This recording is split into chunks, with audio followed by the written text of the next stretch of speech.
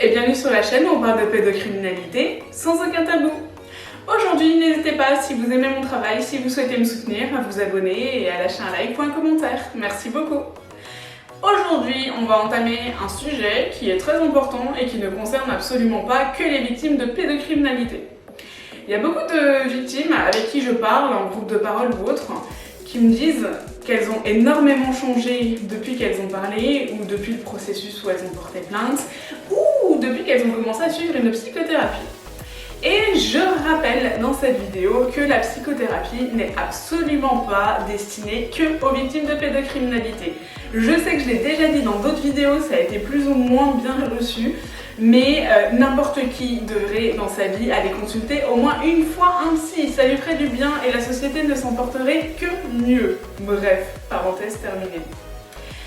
J'entends par là que beaucoup de victimes n'ont pas confiance en elles quand elles grandissent, ne savent pas affirmer leur choix, ce qui est totalement normal puisque du coup on n'a pas donné toutes les clés à l'enfant de devenir adulte, et certains adultes s'en veulent encore de ne pas avoir su protéger l'enfant.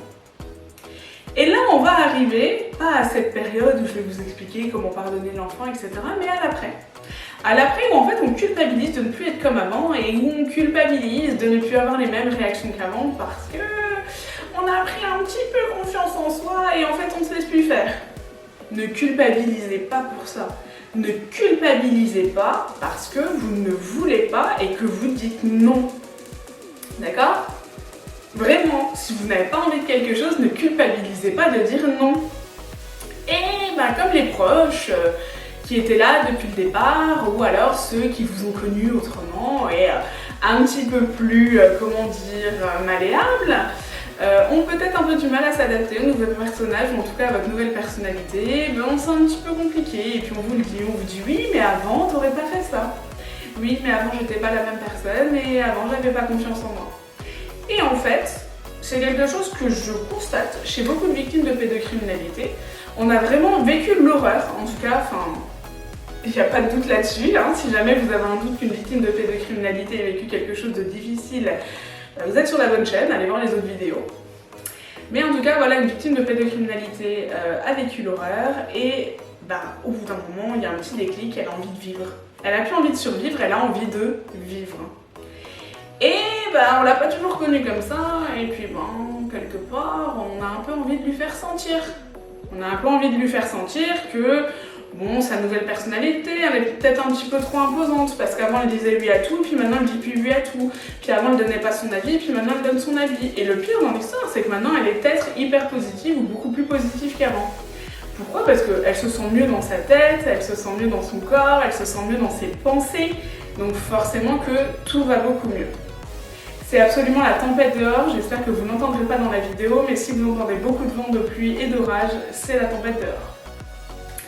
Et je vous parle de ce changement de personnalité parce que moi ça a été mon cas et je suis devenue quelqu'un d'hyper positif. Alors il y en a beaucoup qui vous diront que je suis devenue hyper positive pour contrer tout ce qui m'est arrivé. Absolument pas. Je suis totalement consciente de ce qui m'est arrivé, je suis quelqu'un de très lucide et c'est pas une preuve de naïveté comme on a déjà pu me le dire, même si à chaque fois qu'on me dit ça, je trouve ça très mignon. Je trouve ça mignon parce que je me dis que les gens ne savent absolument pas tout ce que j'ai vécu et que c'est bien et que c'est la preuve vivante, je suis la preuve vivante, que ça ne se lit absolument pas sur mon visage, tout ce que j'ai vécu. Donc si vous êtes victime de pédocriminalité et que vous êtes persuadé que ça se lit sur votre tête, clairement ça se lit pas sur la mienne, donc ça peut pas se lire sur la vôtre. Donc, je vous dis ça parce qu'il y en a beaucoup qui me disent « ça va se savoir ». Non, ça ne se saura pas en fait. Non, ça ne se saura pas. À part si tu en parles, à part si tu le dis, ou à part si des gens malveillants font des recherches pour essayer de t'afficher avec ça, comme moi ça a déjà pu m'arriver. Clairement, non, ne t'inquiète pas, ça ne se lit pas sur ton visage. Je parle de ça parce que moi voilà, je suis devenue quelqu'un de hyper positive dans le sens où j'aime énormément voir la beauté des choses et je suis toujours ébahie par exemple par la nature. par la manière dont elle se renouvelle, par la manière où la nature peut faire des miracles avec des objets complètement cassés ou des arbres voilà, qui sont peut-être morts à un moment donné mais qui vont quand même servir à quelque chose, des plantes que vous allez penser foutues et qui en fait vont revenir à la vie.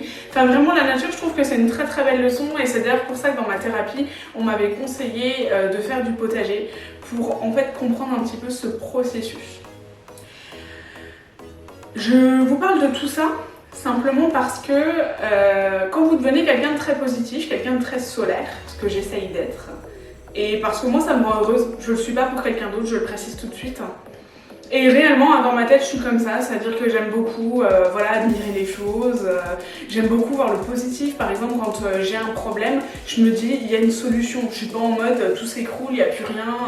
Mais voilà, avant, j'étais pas comme ça. Avant, j'étais pas quelqu'un comme ça, et ben, ça a dérangé certaines personnes. Mais ça, on va pas en parler non plus. On va parler dans cette vidéo du fait que quand vous devenez quelqu'un de très positif, ben, vous vous rendez compte que les gens qui peuvent être très négatifs et râler en permanence pour absolument rien du tout, et ben ça peut devenir en fait des bouffeurs de votre énergie positive. Parce que vous allez peut-être partir le matin en mode hyper combatif, hyper positif, puis vous allez croiser quelqu'un qui clairement au départ, vous allez vous dire c'est pas grave, il a dit quelque chose de négatif, puis en fait cette personne-là va toute la journée vous ressasser sa chose négative pour vous en persuader. Dans le sens où elle va vouloir votre aval sur un truc, et bon à partir de 16h, vous allez finir par lâcher prise, et puis en fait lui dire oui t'as raison, et puis malheureusement vous allez partir en fait dans son esprit négatif avec lui. Donc attention à ça, attention quand vous avez des gens négatifs autour de vous à ne pas vous faire prendre votre positive attitude. Et c'est hyper important parce que vous avez des gens, ils vous bouffent. Et ils vous bouffent dans le sens où vous étiez hyper positif au début de votre journée et qu'ils savent, ou alors en tout cas ils aiment parce que pour eux c'est trop bizarre d'avoir quelqu'un d'hyper positif, ça voudrait dire que c'est eux le problème. Mais au-delà, et c'est ce que je dis, je précise que ma positive attitude n'est pas du tout de la naïveté, je suis quelqu'un de très lucide. Je saurais dire que quelque chose est mal et je ne le cacherai pas. Et ça vous pouvez le savoir, ceux qui me connaissent en tout cas savent qu'avec mon parcours, je ne mentirai pas sur quelque chose. C'est-à-dire que s'il se passe quelque chose de mauvais dans la journée, je le dirai. Par contre, c'est pas ça qui va me miner ma journée, loin de là. Et par exemple, vous avez peut-être un collègue de travail qui s'amuse à faire ça, mais il s'amuse façon de parler, c'est-à-dire que lui, il va pas bien dans sa vie personnelle ou dans sa vie pro, et en fait, il vous bouffe votre énergie. Ce que je veux vous dire par cette vidéo, c'est que c'est pas vous le problème. Il faut, dans ces cas-là, alors soit vous êtes obligé d'être tout le temps en contact avec cette personne-là, clairement il faut combattre ça. Alors n'essayez pas de le rendre ou de la rendre positive, vous n'y arriverez pas, c'est dans la personnalité, des fois c'est comme ça. Et clairement, à moins que la personne aille consulter, elle ne deviendra pas forcément comme ça. Mais du coup, ce que j'essaye de vous dire, c'est n'essayez pas, ne vous laissez pas bouffer cette positive attitude, surtout en tant que victime ou autre. Je pense que vous avez vécu des choses assez difficiles qui vous laissent le droit de vivre et surtout de vivre comme vous en avez envie, mais clairement. Et ne vous laissez pas non plus traiter comme quelqu'un de stupide parce que voilà, vous avez envie de voir la vie un petit peu en rose.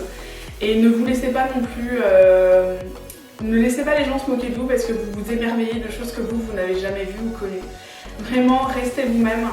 Et cette positive attitude, gardez-la toute votre vie parce qu'elle vous aidera beaucoup à affronter les flashbacks par exemple et les moments où, comme je l'explique dans plusieurs vidéos, certains tiroirs s'ouvrent et que vous ne l'avez pas vu venir.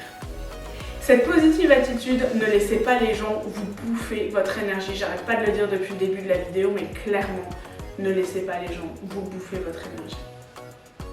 À bientôt!